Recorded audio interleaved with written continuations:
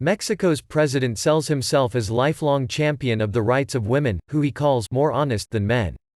To stress the point, he made history upon taking office in December 2018 by putting women in half his cabinet posts.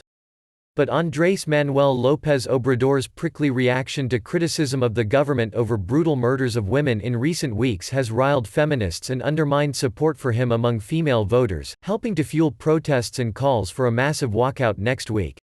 Support for an unprecedented women's strike on Monday has swelled, even as López Obrador has tried to paint the event as a cynical attempt by political opponents to discredit him and capitalize on problems he says they created.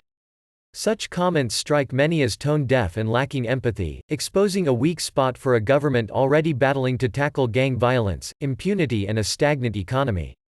"As a woman and a citizen, I feel outraged," said Claudia Calvin, a consultant on gender and technology. "It's despicable that the head of this country has been unable to understand the importance of women and the impact of violence. Allies of the president reject such criticism."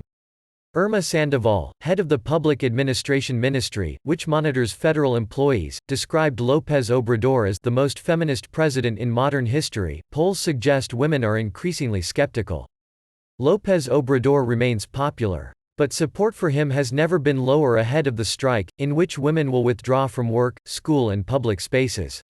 A survey by pollster Konsulta Mitofsky showed his approval rating among women fell some 3 percentage points from January to February to 52.7%.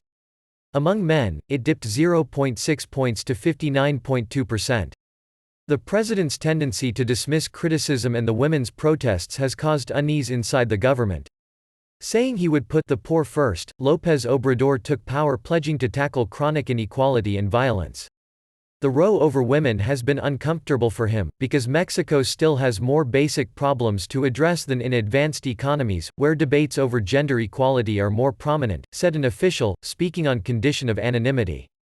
López Obrador described himself as a humanist on Friday when asked at a daily news conference if he was a feminist, and pointed to deeper-rooted problems in Mexico. "Because of corruption, we've given rise to monstrous economic and social inequality," the 66-year-old said. Interior Minister Olga Sánchez has tempered assertions that the popular ferment, including a massive march planned on International Women's Day this Sunday, has ulterior motives. "As far as it being a movement by women, for women, with women and against violence, it is," she said last week. An intervention by Mexico's First Lady on the issue also caused embarrassment to the government. First, she came out in support of the strike, then quickly changed her mind. "What would they do without us?" Beatriz Gutiérrez wrote on Instagram on February 20 next to an image promoting the strike. Later that day, she backed a counter-demonstration in support of her husband that urged women to be visible on the streets. López Obrador said he did not know why she had reversed course. Mexico holds mid-term legislative elections next year, and if the president cannot stem the slide in support among women, it could cost him control of Congress. Murders of women for reasons of gender known as femicides surged to 976 cases last year, more than double the total 5 years earlier. At a time of increased scrutiny, critics feel López Obrador has often downplayed their concerns. They bristled at his announcement that tickets for a raffle to recoup money spent by his predecessor on a presidential jet would go on sale on Monday. He later reversed that decision, saying he did not realize it was the day of the women's strike. Others say López Obrador is waking up to the discontent. On Thursday, 6 of his female ministers held a news conference to express support for women and their rights. "It's still not quite on his radar," said Vivir Quintana, a musician who wrote a song against femicides.